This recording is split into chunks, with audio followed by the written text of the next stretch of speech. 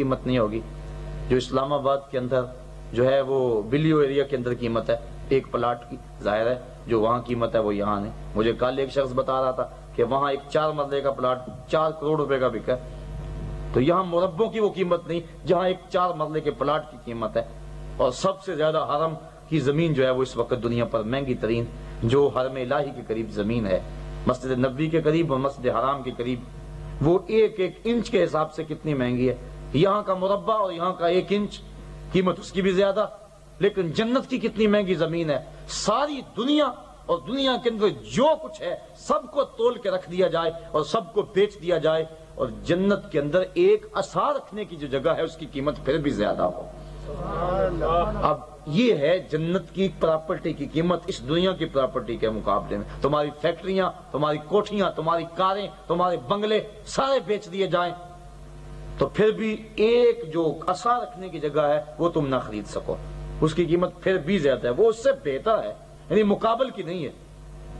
اللہ اکبر۔ اور جس کو جنت میں سب سے کم جگہ ملی تو کتنی ملے گی؟ 2.5 مرلے 4.5 مرلے کا پلاٹ، وہاں 4.5 مرلہ کنال پلاٹ کی سکیم کوئی نہیں، وہاں پروجیکٹ بڑے بڑے ہیں۔ جس کو سب سے کم جگہ جنت میں ملی، کتابوں میں آتا ہے اس کو بھی اس دنیا سے 2 گنا ملے گی۔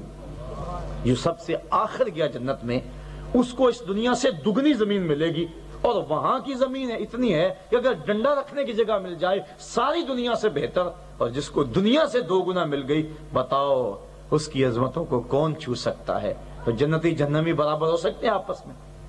اور یہاں مائے غسلین پلایا جا رہا ہے اور وہاں کیا پلایا جا رہا ہے؟ اللہ اکبر۔ کبھی اس کو تسنیم پلایا جا رہا ہے، کبھی کوثر پلایا جا رہا ہے، کبھی مائے معین پلایا جا رہا ہے، کبھی سلسبیل کا پانی پلایا جا رہا ہے، اور کبھی اس کو زنجبیل کا پانی پلایا جا رہا ہے، کبھی کافور کی ملونی سے زنجبیل کے پانی میں ملا کر اسے پیش کیا جا رہا ہے، کبھی اس کو حوریں پلا رہی ہیں، کبھی غلمان دے رہے ہیں، کبھی رضوان جنت پیش کر رہا ہے، اور کبھی وَسَقَاهُمْ رَبُّهُمْ شَرَابًا طَهُورًا، کبھی کبھی اللہ خود اپنے ہاتھوں سے شراب طہور پلائے گا۔ تو کیسے برابر ہو سکتے ہیں جنتی اور جہنمی؟ لیکن ہم چونکہ آخرت کا سودا ادھار کا ہے اور دنیا کا سودا نقد کا ہے، شیطان کرتا ہے اب چوری کر اب تیرے ہاتھ میں مال آئے گا، اب زنا کر اب لذت ملے گی، لیکن آخرت کا سودا ادھار کا سودا ہے۔ لیکن اہل سمجھ، اہل عقل، اہل دانش و بینش وہ سمجھتے ہیں کہ بہتر سودا کون ہے؟ یہ چند لمحوں کی کھیل ہے اور وہ ابدی مسرتوں کا گہوارہ ہے۔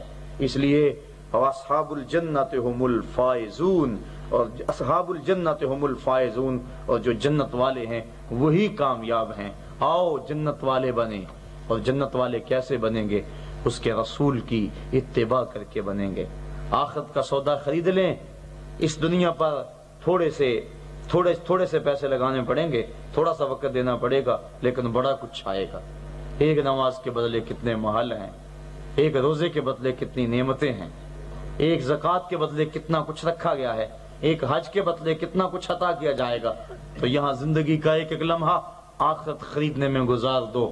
اور اگر کوئی بندہ کہتا ہے میں نہیں پرواہ کرتا، یہ نہیں ہے چلو خالی ہاتھ ہوگا، نہیں، جہنم اس کے لیے ٹھکانہ ہے، اور پھر سوائے رسوائیوں کے اور کچھ نہیں ہوگا۔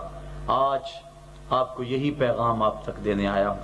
آپ کے ہاں میں ایک مرتبہ حقوق والدین کے حوالے سے حاضر ہوا تھا، اور آج پھر آخرت کی فکر کے مضمون کے حوالے سے دوبارہ میں آپ کو جھنجھوڑنے کے لیے، آپ کی سما خراشی کرنے کے لیے، ہاں آپ کی نیندیں اچاٹ کرنے کے لیے۔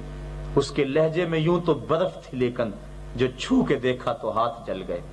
میرے لہجے کی کثرت یقیناً آپ کو مجبور کرے گی اور آپ کی راتوں کی نیندیں اچاٹ کریں گی۔ یہ تقریر ایسی نہیں کہ صبح آپ واہ کرتے پھریں کہ کمال ہوگی، بڑا لطف آیا، بڑا مزہ آیا، نہیں، میں تو چاہتا ہوں کہ میرے لفظ آپ کی نیندیں اجاڑ دیں۔ آپ سونا بھی چاہیں تو آپ سو نہ سکیں، اور آپ سحری کے وقت اٹھ جائیں، صبح کسی کی فجر کی نماز قضا نہ ہو، مسجدوں کی رونق بڑھ جائے، اللہ کے حضور جھکنا سیکھ جائیں۔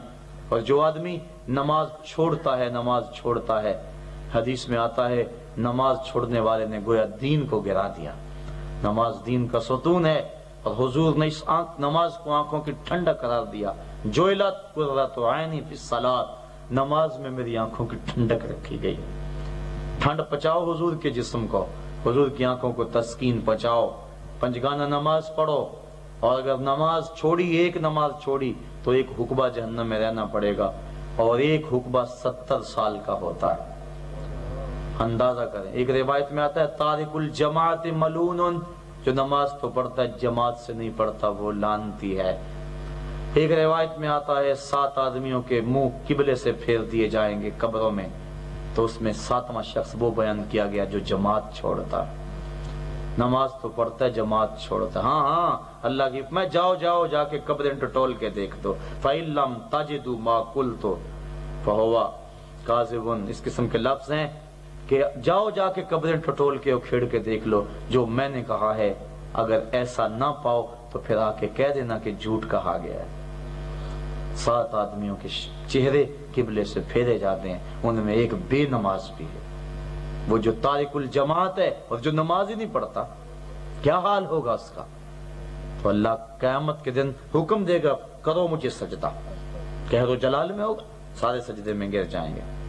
لیکن جو بے نماز ہوں گے ان کی کمر اکڑ جائے گی، سجدہ کرنا چاہیں گے بھی لیکن نہیں کر پائیں گے۔ کتنا سخت دن ہے وہ۔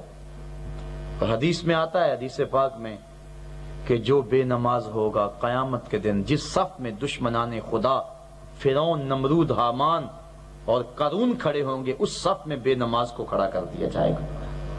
کوئی بندہ یہ برداشت کرتا ہے کہ میں قارون کے ساتھ کھڑا ہوں، فرعون کے ساتھ کندھا جوڑ کے کھڑا ہوں؟ کسی شخص کی غیرت گوارا کرتی ہے کہ جس صف میں اللہ کے رسول کا دشمن ابو جہل کھڑا ہو اس صف میں میں بھی کھڑا ہوں؟ کوئی بندہ یہ گوارا کرتا ہے کہ جس صف میں حضور پر اجریاں پھینکنے والا بدبخت عقبہ کھڑا ہو اس صف میں مجھے بھی کھڑا کر دیا جائے؟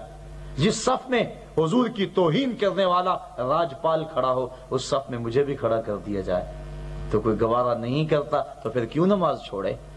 لیکن افسوس، دل سیاہ ہو چکے، دل سفید نہیں رہے، دل انوار والے نہیں رہے۔ آئیے توبہ سے اپنے دلوں کی کالک دھو لے۔ اللہ کے بھی فرماتے ہیں لِكُلِّ شَيْءٍ سِقَالَةٌ وَسِقَالَةُ الْقُلُوبِ ذِكْرُ اللَّهِ، ہر شے کا زنگ چیزوں سے اترتا ہے، لیکن اگر اللہ کا ذکر کرو گے دلوں کا زنگ اتر جائے گا۔ آؤ اس کی یادیں کریں، سحر کے وقت اٹھ کر روئیں، صبح کے وقت جو دعا کی جاتی ہے وہ بھی قبول ہوتی ہے، اور بہا ہوا خوف خدا سے جو آنسو ہے اس کی قدر معمولی نہ سمجھیں۔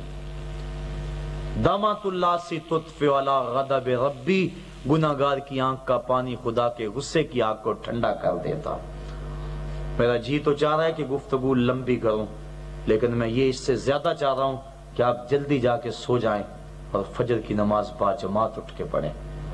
اللہ تعالیٰ جل شانہ مجھے آپ کو عمل کی توفیق عطا فرمائے۔ جن نوجوانوں نے مجھے آپ کو آمنے سامنے بٹھا دیا، اللہ تعالیٰ ان کو بھی اجر نصیب فرمائے۔ آپ تک پیغام پہنچایا، جد و جہد کی، آپ تک دعوت لے کر پہنچے، اللہ ان کے قدموں کو گلزار رکھے اور ان کی جوانیوں کو ہر قسم کی بلا سے محفوظ رکھے۔ وآخر دعوانا ان الحمدللہ رب العالمین۔ اللہم صلی علی سیدنا و مولانا محمد معدن الجود والکرم وآلہ واصحابہ وسلم۔ اللہم استرنا بسترک الجمیل، اللہم اغفر ذنوبنا واستر عیوبنا وقلب قلوبنا ونور قبورنا وسہل مرادنا ویسر امورنا۔ اللہم اغفر لنا ولوالدینا ولمشائخنا ولأستاذینا ولأحبابنا ولأصحابنا ولمن لہ حق علینا ولجمیع امت سید الانبیاء والمرسلین۔ اے اللہ بخت کی بہاریں نصیب کر دے، مقدر کی خزائیں رخصت کر دے، جئیں تو تیرے لیے، مریں تو تیرے دین کے لیے، زندگی کی آخری سانس تک تیرے رسول کے وفادار رہیں، ساری زندگی اپنے دین کی نوکری کی توفیق دینا۔ اے اللہ آنے والوں کے قدموں کو گلزار رکھنا، ان نوجوانوں کو برکتیں دینا، اے اللہ ان کے جذبوں کو سلامت کرنا، اپنا خاص کرم فضل اپنے حبیب لبیب کے صدقے ہم پہ نازل کرنا، اس بستی کو اپنے حبیب لبیب کی خصوصی نظر رحمت کا حقدار بنا دے۔ ہماری ماؤں بہنوں کو بھی حضرت سیدہ طیبہ طاہرہ حضرت فاطمہ الزہرا کی محبتوں کا اسیر بنا دے، ان کے نقوش پا کو ان کے لیے خضر راہ بنا دے۔ اے اللہ ہماری زندگی کا ایک ایک لمحہ تیری یادوں سے عبادت رہے، تیری محبت میں گزرے، تیرے ڈر میں گزرے، تیری اطاعت میں گزرے، تیرے رسول کی اتباع میں گزرے۔ تیرے کامل بندوں کے نقوش قدم کو چومتے ہوئے گزرے۔ اے اللہ ہم میں سے کسی کا دل سیاہ نہ رہے، ہر ایک کے دل کو پر نور کر دے۔ اے اللہ سرور کی دولت دے، باطن کی لذت دے، جذبہ عطا کر دے۔ اے اللہ جن احباب نے دامے دیر میں سخنے جس طرح بند پڑا شرکت کی، اے اللہ سب کو برکتیں عطا کر۔ وصلی اللہ تعالی علی النبی الامین وآلہ واصحابہ اجمعین۔ جو بیمار ہیں اللہ انہیں شفائے کاملہ دے دے، جن کو امراض لاحق ہیں ان کو امراض سے شفا دے دے۔